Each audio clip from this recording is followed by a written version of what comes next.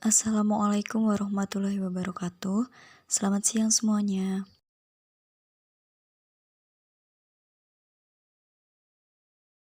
Di sini, kami akan mempresentasikan mengenai materi manajemen modal kerja dan biaya modal. Sebelum kami mempresentasikan, izinkanlah kami untuk memperkenalkan anggota kelompok 10. Yang pertama, Evi Fajar Arifin, NPM 1910104131. Kemudian saya sendiri, Maharani Galuh Pitaloka Rai Pangesti, NPM 1910104132. Dan yang terakhir, Didi Permadi Adi Saputra, NPM 1910104133. Materi yang pertama, mengenai manajemen modal kerja. Pengertian modal kerja.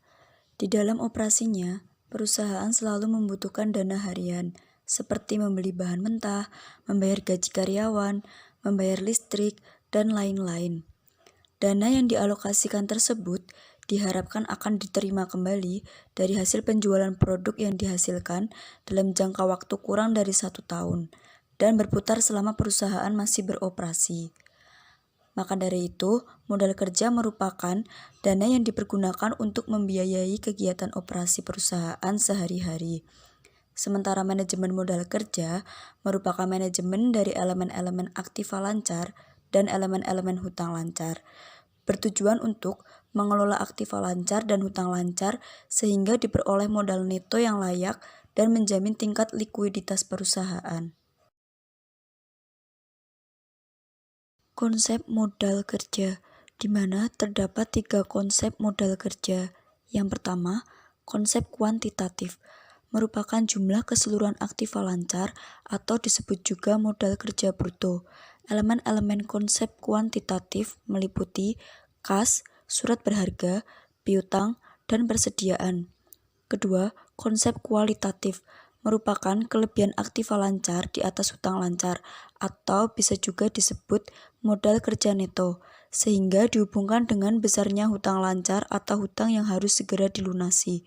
Aktiva lancar dibagi dua, yang pertama untuk melunasi hutang lancar, yang kedua untuk membelanjai kegiatan operasi perusahaan. Ketiga, konsep fungsional merupakan fungsi dana yang digunakan untuk memperoleh pendapatan, baik pendapatan saat ini atau current income maupun pendapatan masa mendatang atau future income.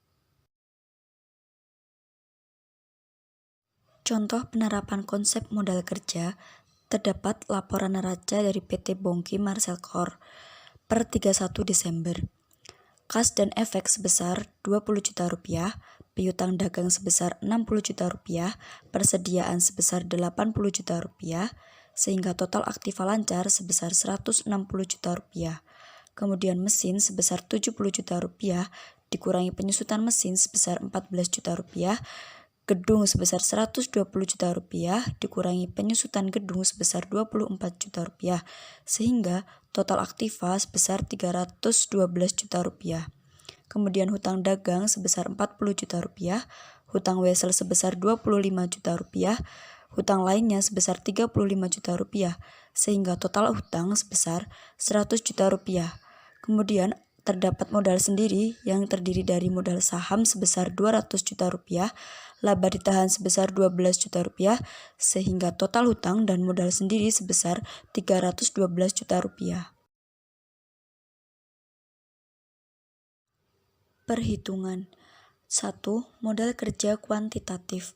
Kas dan efek sebesar 20 juta rupiah, piutang dagang sebesar 60 juta rupiah, persediaan sebesar 80 juta rupiah, sehingga modal kerja brutonya sebesar 160 juta rupiah. Kedua, modal kerja kualitatif. Total aktiva lancar sebesar 160 juta rupiah, total hutang lancar sebesar 100 juta rupiah, sehingga modal kerja netonya sebesar 60 juta rupiah. Berdasarkan informasi di atas, apabila disertai margin laba sebesar 25% dan surat-surat berharga atau efek-efek sebesar 12 juta rupiah, maka perhitungan model kerja fungsional. Yang pertama, modal kerja real. kas sebesar 8 juta rupiah, piutang dagang dikenai tarif 75% menjadi 45 juta rupiah, persediaan sebesar 80 juta rupiah, penyusutan mesin sebesar 14 juta rupiah, penyusutan gedung sebesar 24 juta rupiah, sehingga modal kerja realnya sebesar 171 juta rupiah. Yang kedua, modal kerja potensial.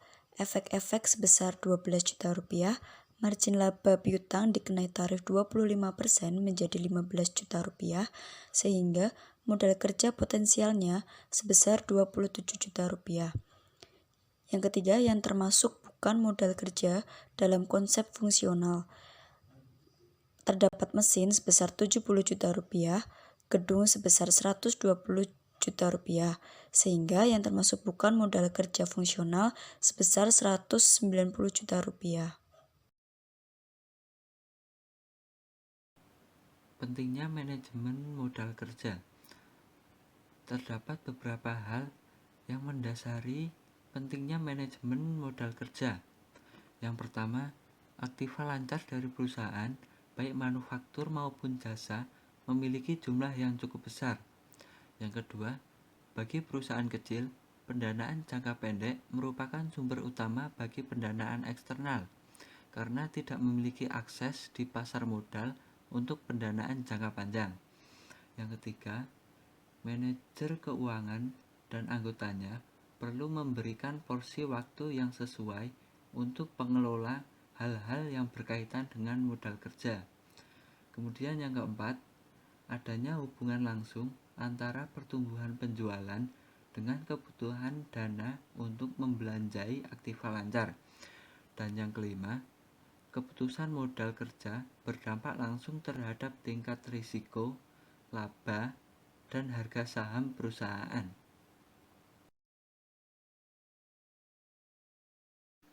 Jenis modal kerja. W.B. Taylor, Rianto 1998, menggolongkan menjadi dua jenis. Jenis modal kerja yang pertama yaitu modal kerja permanen.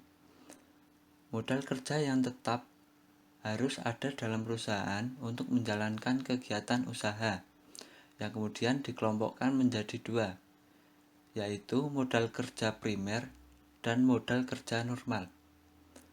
Modal kerja primer adalah modal kerja minimum yang harus ada untuk menjamin kontinuitas kegiatan usaha. Sedangkan modal kerja normal adalah modal kerja yang dibutuhkan untuk melakukan luas produksi yang normal. Kemudian jenis modal kerja yang kedua adalah modal kerja variabel, yaitu modal kerja yang jumlahnya berubah-ubah sesuai dengan perubahan keadaan, yang dikelompokkan menjadi tiga.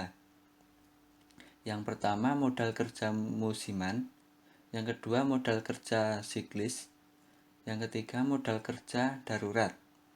Modal kerja musiman sendiri adalah modal kerja yang jumlahnya berubah-ubah karena fluktuasi musim. Kemudian modal kerja siklis adalah modal kerja yang jumlahnya berubah-ubah karena fluktuasi konjungtur. Sedangkan modal kerja darurat adalah modal kerja yang jumlahnya berubah-ubah karena adanya keadaan darurat yang tidak diketahui sebelumnya.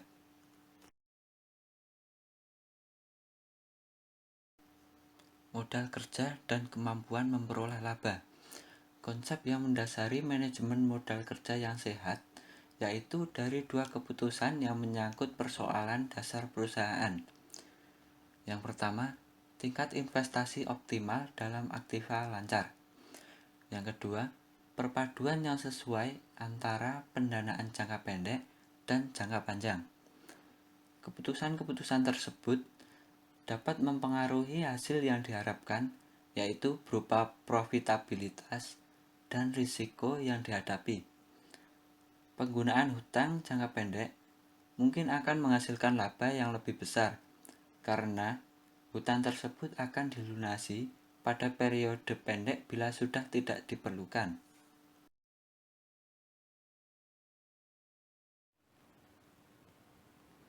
kebijakan modal kerja menurut Rianto 1998.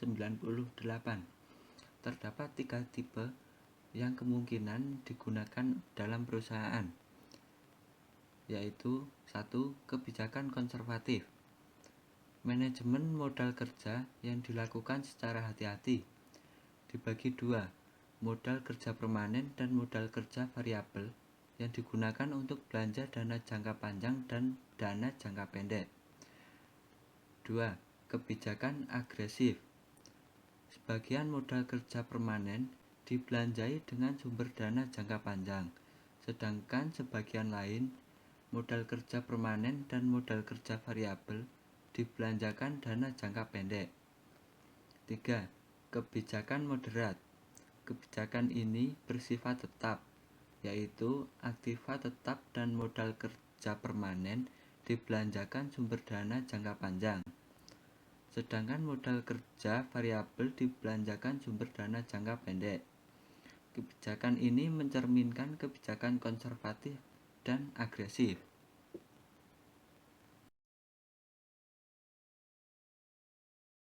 Menentukan kebutuhan modal kerja. Terdapat 2 metode. 1. Metode keterikatan dana. Faktor-faktor yang mempengaruhi. Yang pertama, periode terikatnya modal kerja. Yang kedua, pengeluaran kas setiap hari. Periode terikatnya modal kerja dalam perusahaan dagang dan perusahaan manufaktur berbeda, seperti gambaran atau skema yang terdapat dalam PowerPoint. Dalam perusahaan dagang, kas 1 menjadi barang, kemudian terjadi transaksi berupa piutang, pelunasan piutang menjadi kas 2. Sedangkan dalam perusahaan manufaktur, dari kas 1 menjadi bahan baku, kemudian terjadi proses produksi menjadi barang jadi, kemudian terjadi transaksi berupa piutang dagang.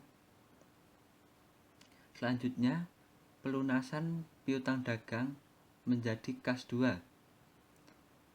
Yang kedua, metode perputaran modal kerja. Besarnya kebutuhan modal kerja ditentukan oleh perputaran dari komponen-komponen atau elemen-elemen modal kerja, perputaran kas, perputaran piutang, dan perputaran persediaan. Contoh soal metode keterikatan dana. Di sini terdapat 2 contoh. Contoh yang pertama, yaitu dari suatu perusahaan dagang yang memiliki data tentang modal kerja seperti yang ada dalam PowerPoint. Perusahaan tersebut juga menetapkan jumlah kas minimal. Untuk mencari jumlah modal kerja yang dibutuhkan, yaitu dengan periode terikatnya modal kerja dikalikan pengeluaran kas setiap hari, kemudian ditambah dengan kas minimal. Contoh yang kedua, yaitu dari perusahaan industri yang memiliki data tentang modal kerja seperti yang ada dalam PowerPoint. Perusahaan tersebut juga menetapkan jumlah kas minimal. Untuk mencari jumlah modal kerja yang dibutuhkan, yaitu dengan periode terikatnya modal kerja dikali pengeluaran kas setiap hari dan ditambah kas minimal. Contoh soal metode perputaran modal kerja. Dari sebuah perusahaan dengan data berupa neraca dan laporan laba rugi seperti yang ada dalam PowerPoint. Dari laporan keuangan di atas dapat dihitung perputaran dari tiap elemennya. Perputaran kas sama dengan penjualan dibagi dengan kas. Kemudian perputaran piutang sama dengan penjualan dibagi dengan piutang. Sedangkan perputaran persediaan sama dengan harga pokok penjualan dibagi dengan persediaan. Setelah perputaran dari setiap elemen modal kerja diketahui, selanjutnya dihitung periode terikatnya elemen modal kerja dan hasilnya dijumlahkan menjadi periode terikatnya modal kerja. Diasumsikan 1 tahun sama dengan 360 hari. Dengan demikian, periode terikatnya modal kerja secara keseluruhan dapat dihitung dengan 360 hari dibagi jumlah periode terikatnya modal kerja dan kemudian dikali 1 kali.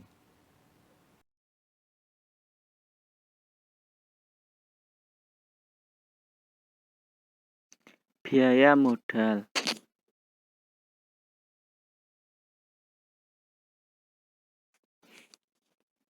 Pengertian biaya modal. 1. Biaya modal, cost of capital, adalah biaya real yang harus dikerjakan oleh perusahaan untuk memperoleh dana, baik yang berasal dari hutang, saham preferen, saham biasa, maupun laba ditahan untuk mendanai suatu investasi atau operasi perusahaan. 2. Biaya modal dapat dihitung berdasarkan biaya untuk masing-masing sumber dana atau yang disebut biaya modal individual.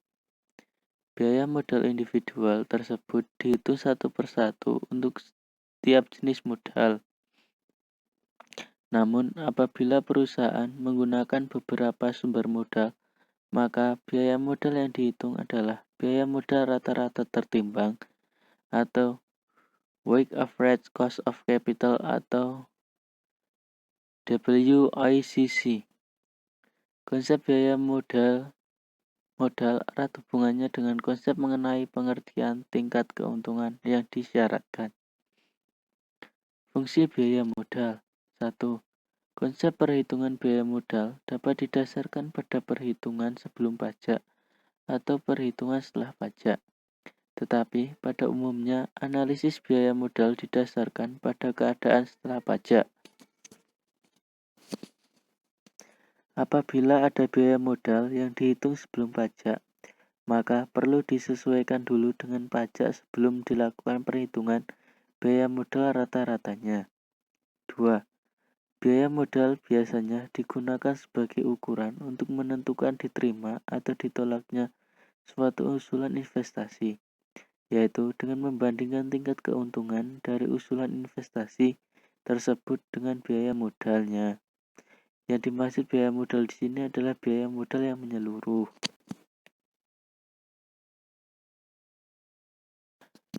Biaya modal individual. 1. Biaya modal hutang jangka pendek merupakan hutang yang jangka waktu pengembaliannya kurang dari 1 tahun. Terdiri dari hutang perniagaan, hutang wesel, dan kredit jangka pendek dari bank.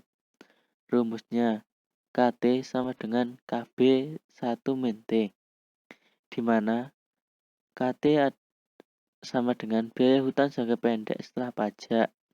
KB, biaya hutang jangka pendek sebelum pajak, yaitu sebesar tingkat bunga hutang. T adalah tingkat pajak.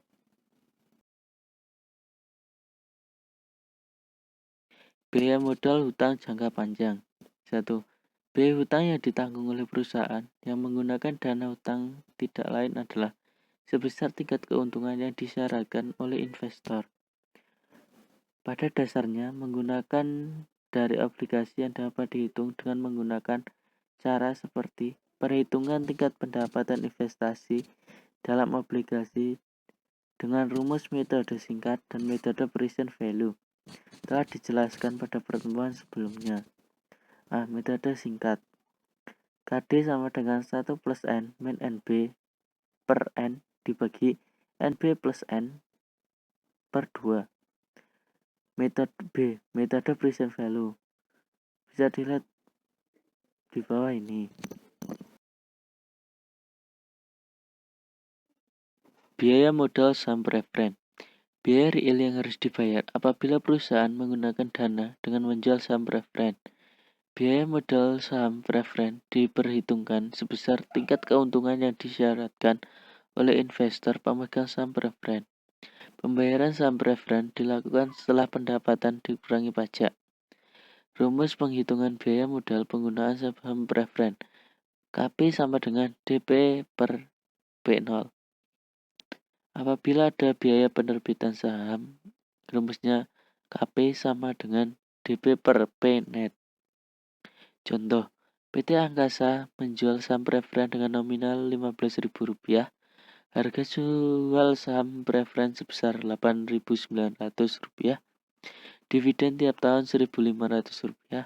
Biaya penerbitan saham setiap lembar Rp150. Biaya saham preferen KP sama dengan DP per PNet.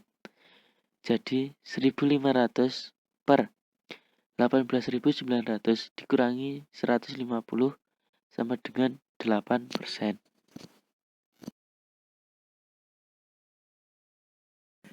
Biaya biasa dan laba ditahan. Biaya yang dikeluarkan oleh perusahaan yang memperoleh dana dengan menjual saham biasa atau menggunakan laba ditahan untuk investasi.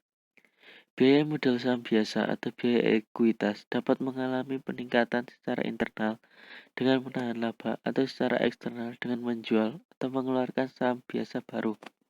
Perusahaan dapat membagikan laba setelah pajak yang diperoleh sebagai dividen atau menahannya dalam bentuk laba ditahan.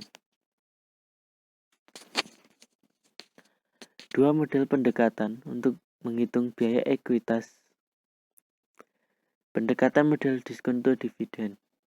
Model diskonto dividen AMDD menjelaskan bahwa biaya ekuitas merupakan tingkat diskonto yang menyeimbangkan nilai sekarang dari keseluruhan dividen per lembar saham yang diharapkan di masa akan datang, sehingga biaya modal merupakan faktor diskonto dari dividen yang ada.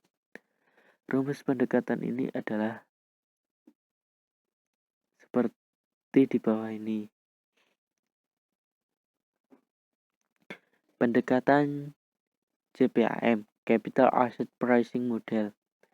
Model penetapan biaya modal dengan menganalisis hubungan antara tingkat return saham I atau RI yang diharapkan dengan return pasar, market return atau RM yang terjadi.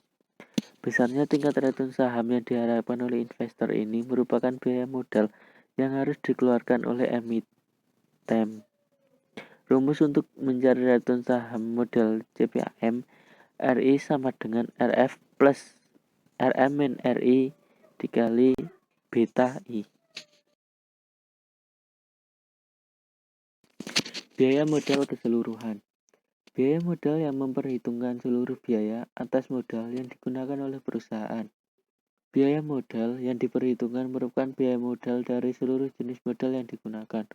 Konsep biaya modal perusahaan secara keseluruhan, overall cost of capital, bermanfaat dalam kaitannya dengan penilaian usulan investasi jangka panjang.